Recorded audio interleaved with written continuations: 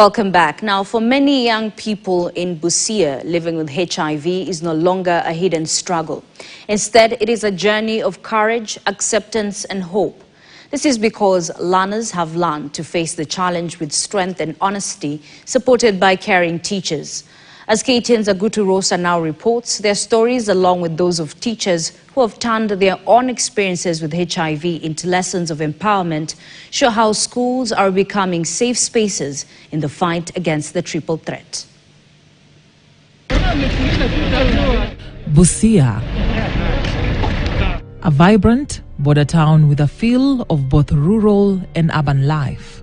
Beyond the busy town center, green fields stretch toward the horizon, and narrow, dusty paths lead to villages where families work hard to make a living, a testament to the region's rich legacy in agriculture. Despite its energy and warmth, Busia faces challenges including poverty, poor health, infrastructure, and the triple threat: HIV infections, gender-based violence, and adolescent pregnancies. My name is Agutu Rosa.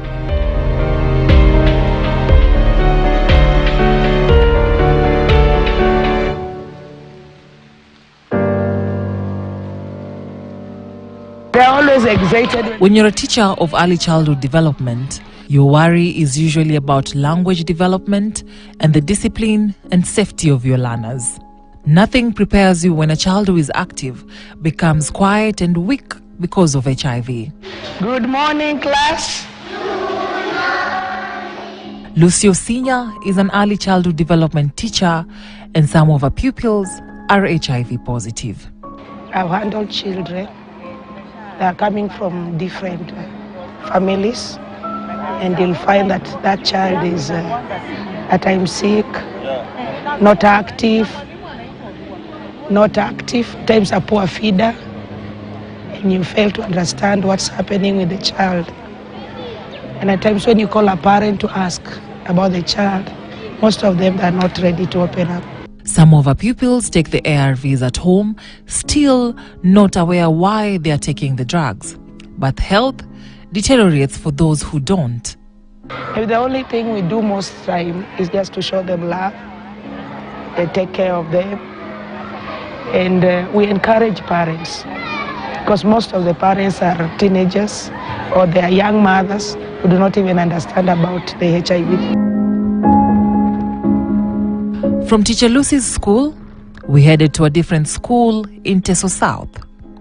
Here, we meet two classmates, Mary and Peter, not their real names. They are both 12-year-olds living with HIV. Mary was told by her mother that she had HIV after a hospital visit. Kenya nilifanya nilipeleka usi, mimi yangu ilikuwa imeoza yote. Sasa kanipeleka pia ndo wakaniambianga niko na HIV. Nikaanza, alikuwa ananiamsha kila asubuhi na meza dawa. Sasa nikaanza tu kumeza dawa mpaka sasa hivi. Kwa na meza dawa, sasa zingine hata mimi ndo namkumbusha. Najua tu HIV ni virusi, usipomeza dawa mimi huwa inapanda, na ukimeza dawa huwa inalala. Mary says two of her friends know she has HIV. In Peter's case, he was told last year that he had HIV. Before that, he was just on drugs without being told why. Bado sijajua mzuri kabisa. Najua tu nikikosa kumeza dawa virusi zangu zinarudi juu. Ever since learning about the importance of taking ARVs, Mary became a champion, telling her peers living with HIV the importance of taking the prescribed drugs. She's also the one who motivated Peter.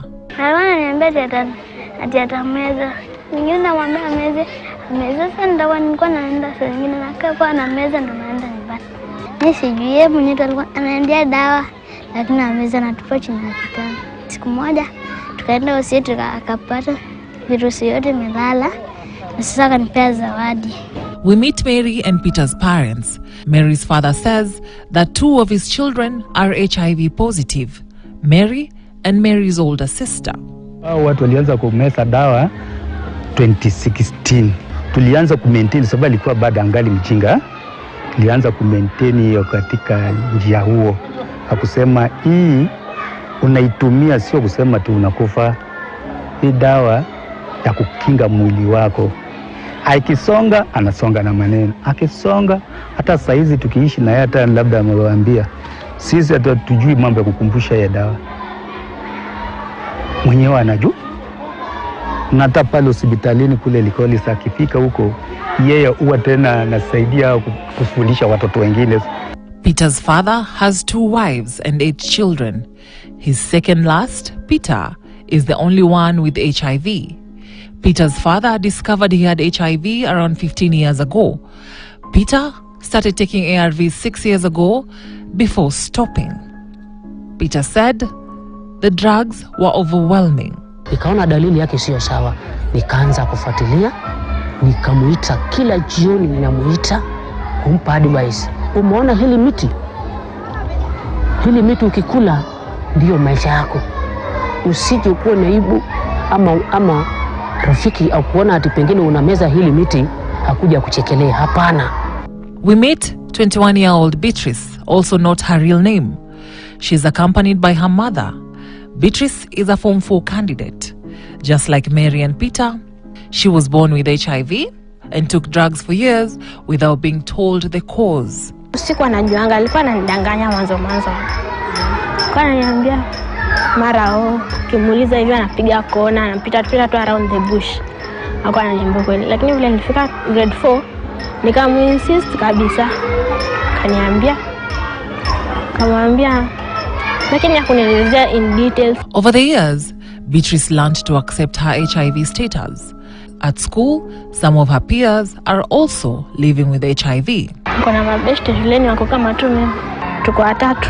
Beatrice says she has also disclosed to some teachers who have been supportive. Beatrice's dream is to become a nurse. In 2004, a few months after Beatrice was born, she was taken to the hospital after being sickly. That is when she was tested for HIV and the results came back positive. The mother also tested positive. She came back to the hospital with her husband, whose results crushed her. Umeoleka nikiwa mdogo.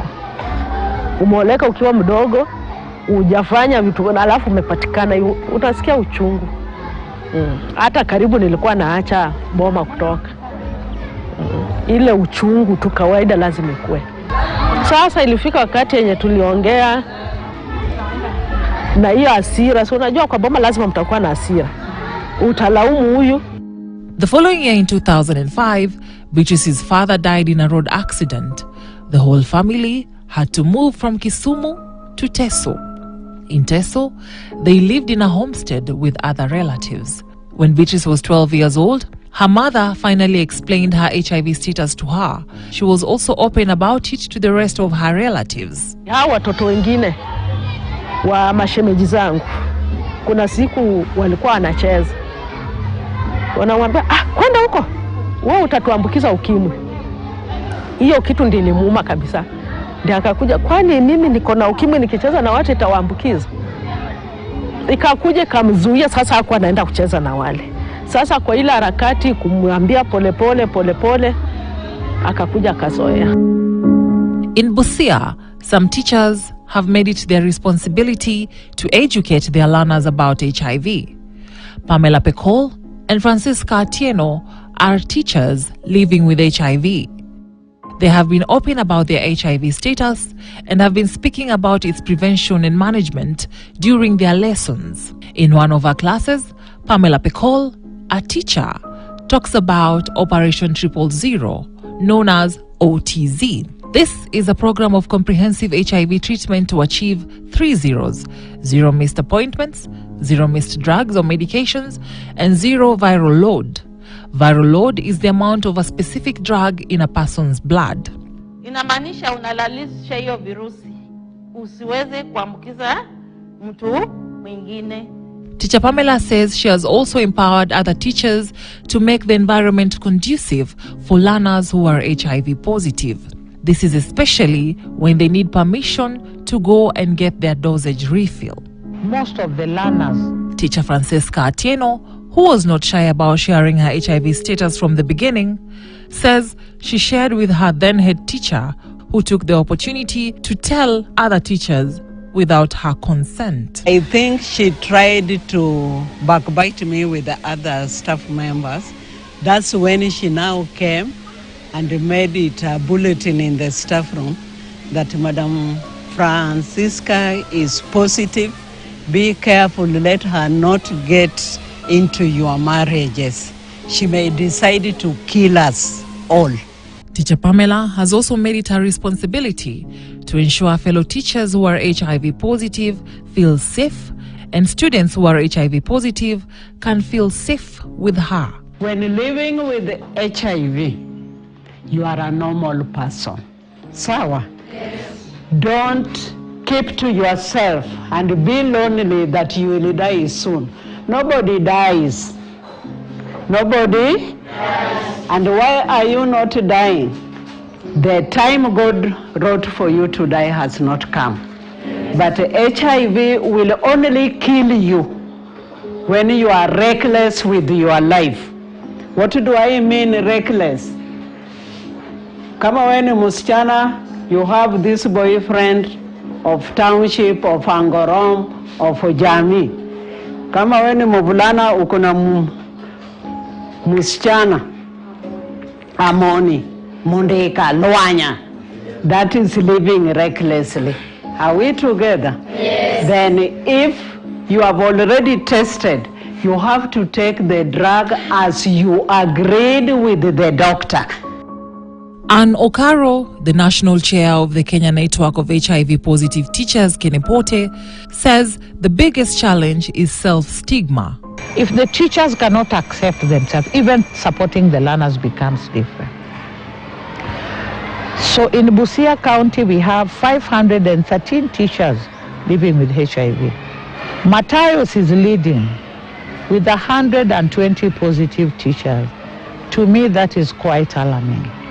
According to data from the National Syndemic Disease Control Council, NSDCC, nationally, there are an estimated 80,252 adolescents aged between 10 and 19 living with HIV. Busia County accounting for 3%, that is 2,400.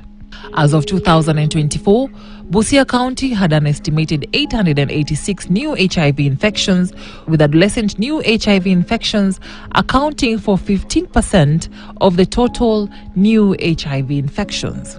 Nationally, there was a 49% decline in AIDS-related deaths among adolescents between the ages of 10 and 19, from just over 2,000 in 2029 to just over 1,000 in 2024.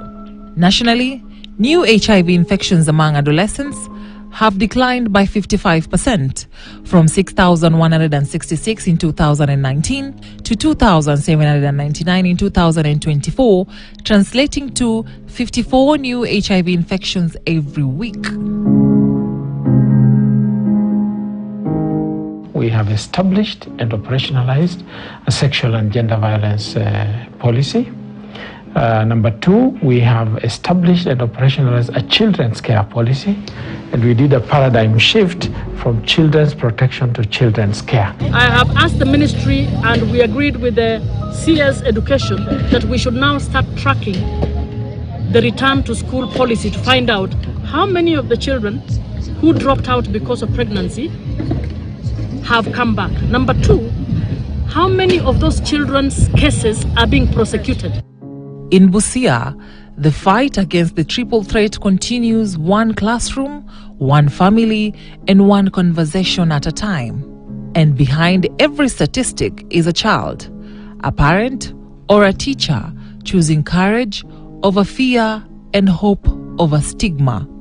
As communities learn, share, and support one another, the path towards zero new infections, zero discrimination, and zero AIDS-related deaths becomes clearer, reminding all that awareness, compassion, and education remains the strongest tools in ending the triple threat. Agutu Rosa, KTN.